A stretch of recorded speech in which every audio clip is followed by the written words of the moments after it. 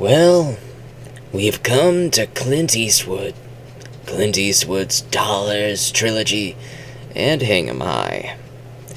The Dollars trilogy I had never seen before. I'd never seen Hang 'em High either. I'd never seen any of these four films before, so this was my first time experiencing these Clint Eastwood films. I had seen Gran Torino, very fun movie, but I just had very few experiences with Clint Eastwood until I saw Dirty Harry. The Dirty Harry, all five of them, I have all five. They're very fantastic movies. But they weren't really westerns. They were just Dirty Harry in the city and doing all sorts of cool stuff. Loved it.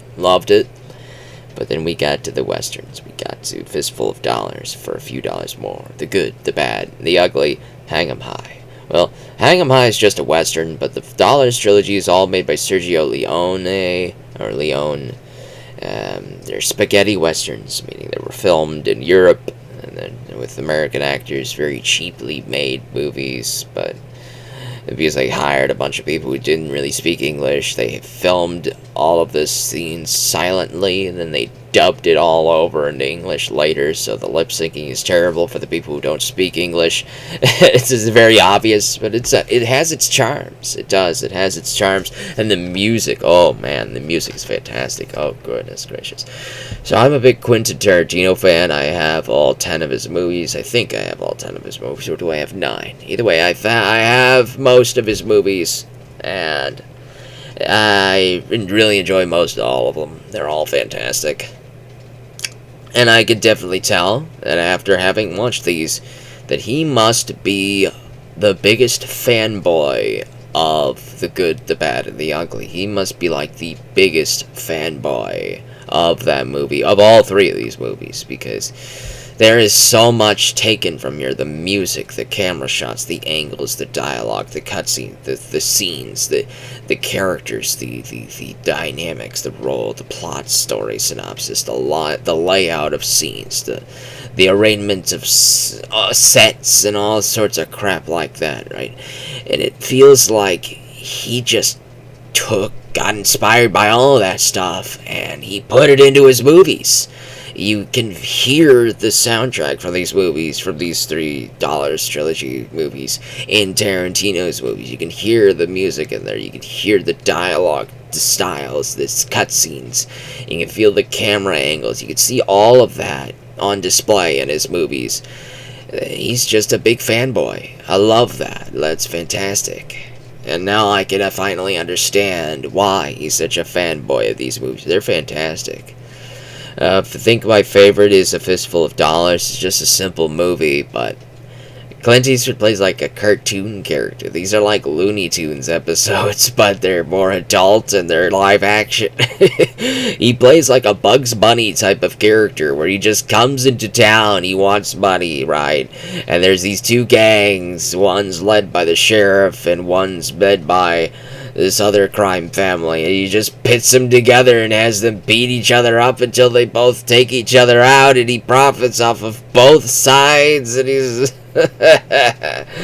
it's very fun. It's a very fun time, very fun movie. A few dollars more is a little bit less memorable to me, but it does have one of Lee Van Cleef's most memorable roles. I like him more in this one than I do in The Good, the Bad, and the Ugly. He's barely in that third movie, but in this second one, he plays a retired colonel. He's now a bounty hunter. He's very refined. I think he's approaching 50 years old, and he's just very, very good professional gunslinger and bounty hunter, and he teams up with Clint Eastwood's character, who's also a bounty hunter, and they team up to take out this gang of outlaws. And it's a very fun time. It's just not as good as Fistful of Dollars to me. It's just a fun movie, though. It's just very fun.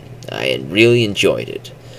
The Good, the Bad, and the Ugly is the longest. It's almost 3 hours long, but it is still fantastic. It is a fantastic time. I can't really say too much about it that hasn't already been said by other people, but if you like Quentin Tarantino movies, you owe it to yourself to watch The Good, the Bad, and the Ugly. You just have to. You have to watch it. You have to listen to it.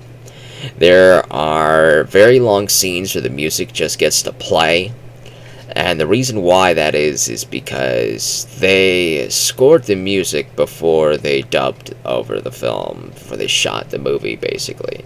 So, when they were shooting the scenes, they played the music, if I remember this correctly. They played the music during the filming. So, while everybody's doing their acting and all that stuff, the music was playing. And they wanted to let the whole piece play for one of these scenes. So, there was just one long stare down between the three characters. The good, the bad, and the ugly. And they just let the entire song play before they fired. It was just very fun, very good time. Hang 'em High is another fun western. It's not made by Sergio Leone. It's more an American-made western. And Clint Eastwood plays this former lawman. He's purchased some cattle from some dude. Then he gets picked up by a bunch of lawmen, and they say he's the guy who killed the cattle guy. And he shows them the bill of sale. Says, "Hey man, I'm a lawman, dude. I just bought some cattle, dude." And they say, "No, man, somebody killed this dude and took his cattle." And they ask him to describe the man who sold him the cattle, and it wasn't the guy who owned the cattle, so they think he's in on it. They lynch him. He survives the hanging, and he's taken to prison by a bleeding heart sheriff who wants everybody to be tried in court rather than just be lynched out in the frontier's justice. And Clint Eastwood's story checks out. He gets to meet the judge of the town, and the judge deputizes him as a federal marshal and says, "Dude, go out there and find the people who lynched you. I will give you warrants for their arrest, but I also have other things that I want you to do to help me bring this territory under control." And so Clint Eastwood joins up with him, and it's a very fun time.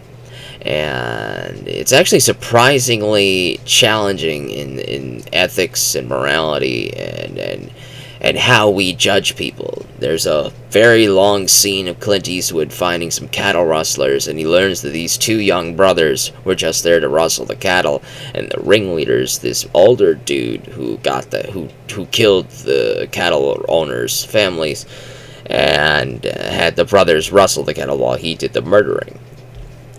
And Clint Eastwood hears that story. The brothers were very trustworthy. He untied them, and all four of them rode back into town. The brothers did not run away. They did not try to flee. They willingly went in to be charged because they believed that Clint Eastwood would try to speak on their behalf and get them a lighter sentence because they did not do any murdering. They just rustled the cattle because they were desperate for money. And Clint Eastwood tried to speak on their behalf. The judge would not hear anything of it, and so all three of them were charged with both cattle rustling and murder, instead of just one person being charged with murder like that was the truth. And it was very sad to see, but it was also very tense between the arguments between Clint Eastwood's character and the judge. They butt heads a lot. And we learned that the judge actually wants somebody to challenge him, because this is a territory. This isn't part of the states. They're not beholden to the president. So the judge has to depict the law. He has to be the law. But he also needs somebody to act as his conscience, because sometimes he may make mistakes like this. And he wants Clint Eastwood to fight him for this. This is why he gave him the federal marshal position with such a huge paycheck on it. It was like $250 a month. That's a lot for the 1800s. Trust me, that's a lot. And so he wants him to fight him over this and says, "Dude, come on. You gotta keep the federal position. You gotta help me out here. I want you to fight me on this stuff, and if you can convince me, then I will make concessions here and there." And so Clint agrees to stay on as a marshal. It's a very fun time. All four of these movies are fantastic. I'd recommend every single one of them.